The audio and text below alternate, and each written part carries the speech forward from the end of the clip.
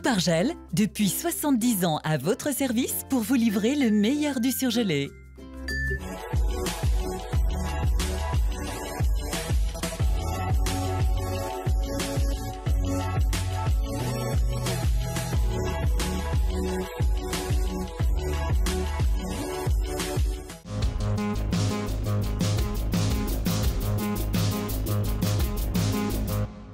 Un nouveau bloc opératoire hybride à l'hôpital cardiologique de Bron.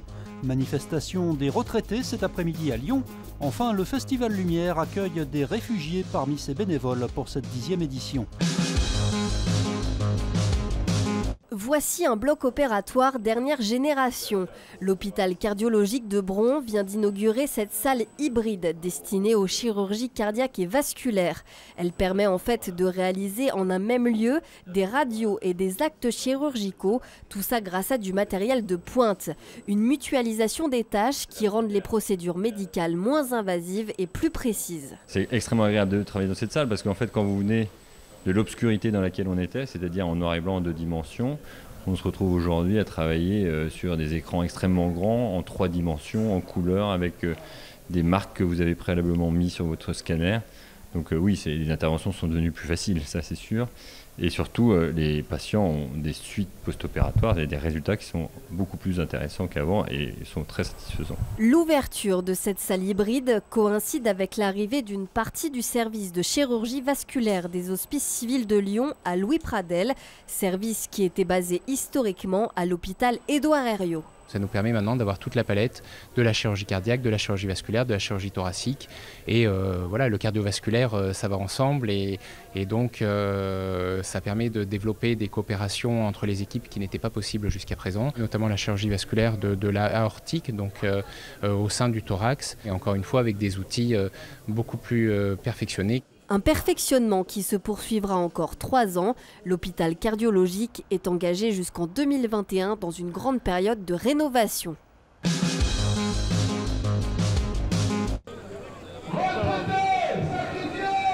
Il refuse de nouveaux sacrifices. Mobilisation des retraités aujourd'hui à Lyon pour la défense de leur pouvoir d'achat. J'ai perdu des centaines d'euros sur ma retraite, donc les euros perdus, c'est des chômeurs en plus, parce que comme j'ai moins d'argent, je dépense moins, et comme ça dans les commerces, dans les services, un peu de partout. Moi j'ai mon mari en EHPAD à 2400 € par mois, les retraites ne suffisent pas. Je suis contre Macron, et je vais lui dire que c'est un médiocre président. Pour la première fois, la revalorisation des retraites est inférieure à la hausse des prix. Aujourd'hui, il y a encore quand même une bonne moitié des retraités qui sont en dessous de 1 300 € de revenus par mois, il ne faudrait pas l'oublier. Apporter une première expérience professionnelle en France à des réfugiés. C'est l'idée du Festival Lumière qui accueille pendant sa 10e édition une 60aine de bénévoles récemment arrivés sur le territoire et accompagnés par des associations. On est sur des tâches très simples d'accueil des festivaliers qui permettent aussi à ces personnes de rentrer dans l'anonymat, de se faire un peu oublier, de ne pas être là comme réfugiés avec une étiquette sur le front et donc de trouver très simplement leur place parmi tous les centaines de bénévoles. L'un des principaux objectifs est notamment de permettre aux réfugiés d'améliorer leur connaissance de la langue française. J'ai acquis beaucoup d'expérience, beaucoup de bases par rapport à la langue française. On a échangé aussi beaucoup avec beaucoup de personnes différentes aussi. Ça nous aide, ça nous donne des expériences aussi. Il y a des choses qu'on n'a jamais vécues, on n'a jamais vues. Ça nous donne la patience et des expériences à pouvoir affranchir certaines étapes. L'opération est d'autant plus importante que ces bénévoles seront guidés vers l'insertion professionnelle dans des entreprises partenaires du festival. Notre idée, c'est d'ouvrir des portes là où peut-être elles ne se seraient pas ouvertes de cette façon-là. Mais comme on a des entreprises partenaires qui sont très proches du festival, on les invite à entrer dans ce processus en proposant à l'issue du festival des postes, des stages, des contrats en alternance, des contrats CDD ou CDI à ces personnes. Proposé depuis 3 ans, ce dispositif a déjà permis à plusieurs réfugiés d'être embauchés à EDF. On ne mange pratiquement plus de viande, hein. Va cacher la côte de bœuf, vite! V pour Vegan, c'est le titre du nouveau spectacle de Céline Iannucci, l'ex des top modèles qui jouait avec Florence Foresti, a décidé cette fois de parler de sa propre expérience alimentaire. Pensant que j'étais obligée de manger des produits animaux, etc., j'en ai mangé, mais de façon la plus éthique possible, en allant dans mon marché bio. Et à un moment donné, je me suis rendu compte que non, on pouvait s'en passer et vivre très bien, sans carence, etc.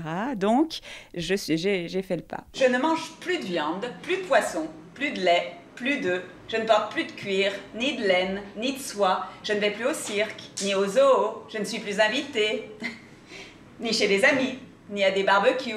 J'ai rompu avec mon mec. Je suis libérée. L'humoriste se prépare à partir en tournée avec son spectacle, pas toujours facile à proposer. Pas forcément bien reçu, entre guillemets, par les programmateurs. Non pas qu'ils n'aiment pas le spectacle, mais ils pensent qu'ils n'auront pas leur public. On est quand même dans le pays du bouchon lyonnais. V comme Vegan, c'est au Complexe du Rire à Lyon jusqu'au 20 octobre.